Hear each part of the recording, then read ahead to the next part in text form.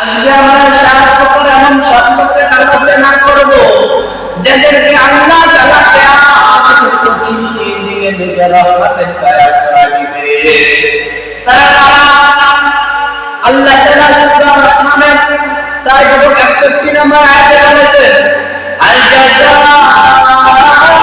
বিল ইহসানি ইল্লাল ইহসান ফাবিআইয়ি আলা'i রাব্বিকুমা তুকাযযিবান। আল্লাহ তাআলা বলেন, আমি সবচেয়ে উত্তম পুরস্কারের ব্যবস্থা রেখেছি যদি কোনো মুমিন ব্যক্তি ছোট বড় যে কোনো নেক আমল করে থাকে তার জন্য উত্তম পুরস্কারের ব্যবস্থা রেখেছি। তবে সে পুরস্কার কিরকম হবে পরিপূর্ণ বলে কোনো মুমিন ব্যক্তি বলতে পারবে না।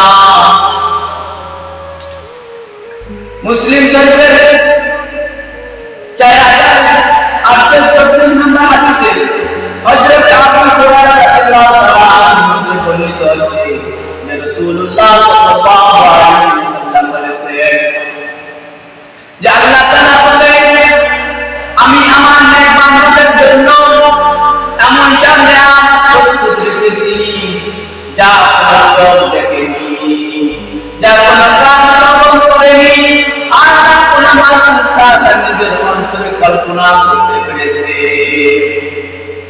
মনে রাখবেন আল্লাহ তাআলা এই সংক্ষেপ হাদিস দ্বারা আমাদেরকে জানিয়ে দিতেছে যে আমাদের পরকালের জীবন সুখ শান্তি মনোমুগ্ধকর এমন অপূর্ব নিয়ামত রেখেছি যা কান শ্রবণ করেনি, না তো কোনো চোখ দেখেছে, কোনো মানুষ তার অন্তরে কল্পনা করতে পেরেছে। মনে রাখা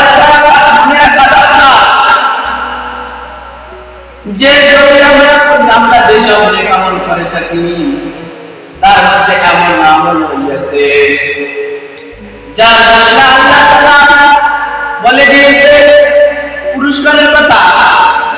যেমন সহিহ বুখারী শরীফের 6 নম্বর হাদিসে হযরত আবু হুরায়রা রাদিয়াল্লাহু তাআলা আনহু বর্ণিত আছে যে রাসূলুল্লাহ সাল্লাল্লাহু আলাইহি ওয়াসাল্লাম বলেছেন, কিয়ামতের কঠিন দিনে যেদিন রহমতের আল্লাহ তাআলা রহমতের ছায়া ব্যতীত কোনো ছায়া থাকবে না,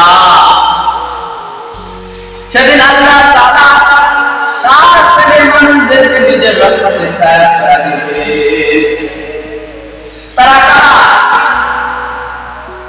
যেদিন কিয়ামতের কঠিন দিনে সূর্য একেবারে মাথায় চলে আসবে, সূর্যের প্রচন্ড গরমের কারণে মানুষের মাথার নমস্কার করতে শুরু করবে।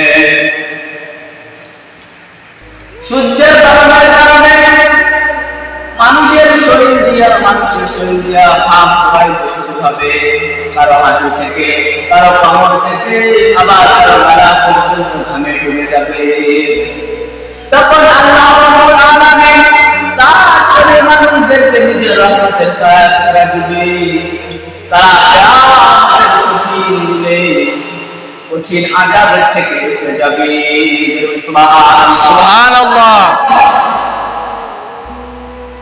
তারা এক নম্বর ইমামুল নামাজি, ন্যায়পরায়ণ শাসকরা, যারা ক্ষমতাশীল, দেশের কোন গ্রামের কোন প্রধান বা দেশের কোন বড়সড় নেতা, যারা জনসাধারণের সুখ দুঃখের খেয়াল রাখে, জনসাধারণের মধ্যে ইনসাফ কায়েম করে, আল্লাহ ওই সমস্ত মানুষদেরকে বড় পছন্দ করে।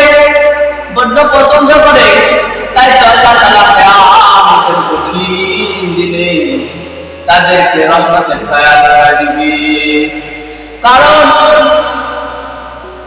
তারা ক্ষমতাসীন হওয়ার পরেও ন্যায়ের প্রতি ক্ষমতা প্রয়োগ করেছে, না ক্ষমতার বাহাদুরি করেছে,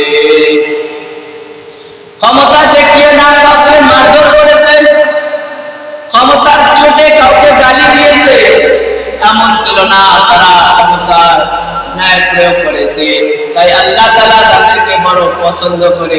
আর কিয়ামতের ওই কঠিন দিনে আল্লাহ তাআলা তাদেরকে রহমতের ছায়া করে দিবেন। সুবহানাল্লাহ, সুবহানাল্লাহ। ইনসান কায়েমের ফজিলত সম্পর্কে আরেকটি হাদিস জেনে রাখি।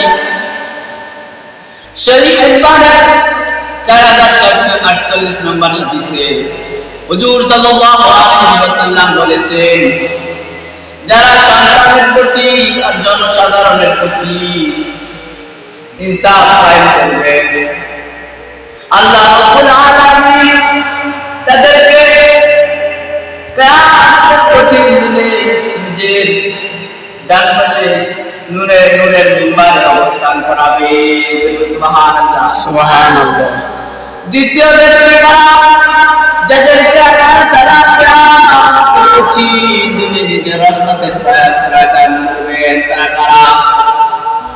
ওই সমস্ত যুবক যারা আল্লাহ তাআলার ইবাদতের মধ্যে নিজের যৌবনকে অতিবাহিত করেছে, নিজের যৌবনকে বিলিয়ে দিয়েছে। এতে বোঝা গেল বার্ধক্যের তুলনায় যৌবনের ইবাদতের মূল্য অনেক বেশি। আমরা দেখে দেখি গ্রামের মধ্যে যখন মানুষ বৃদ্ধ হয়ে যায়, মসজিদে যাওয়ার সংখ্যা বেড়ে যায়, ঠিক কিনা? কারণ তারা জানতে পেরেছে যে তারা দুনিয়ায় বেশি দিন থাকবে না, দুনিয়ায় বেশি দিন বাঁচতে পারবে না। তারা অনেক দিন জিন্দেগি জিয়েছে, অনেক জিন্দেগি তারা জীবন যাপন করেছে, কখন জানি না আল্লাহ তাআলা ডাক চলে আসে। তাই তারা মসজিদে যায়, পাঁচ ওয়াক্ত নামাজ পড়ে, আল্লাহ তাআলার জিকির করে, আল্লাহ তাআলার ইবাদত করে, ঠিক কিনা? ঠিক। তারা গুনাহ থেকে বাঁচতে চেষ্টা করে। ও আমার যুবক ভাইয়েরা শুনে রাখো, আল্লাহ তাআলা যৌবনের ইবাদতকে বড় গুরুত্বপূর্ণ বলেছে। যৌবনের ইবাদতকে আল্লাহ তাআলা পছন্দ করে। যৌবনের বাহাদুরি করিও না, যৌবনের বাহাদুরি করিয়া ফিরআউন বাঁচতে পারেনি, যৌবনের বাহাদুরি করিয়া নমরুদ বাঁচতে পারেনি, যৌবনের বাহাদুরি করিয়া তাও বাঁচতে পারবা না, যৌবনের বাহাদুরি করিয়া বাঁচতে পারবা না। রক্তের গরম দেখাও, রক্তের গরম দেখাও।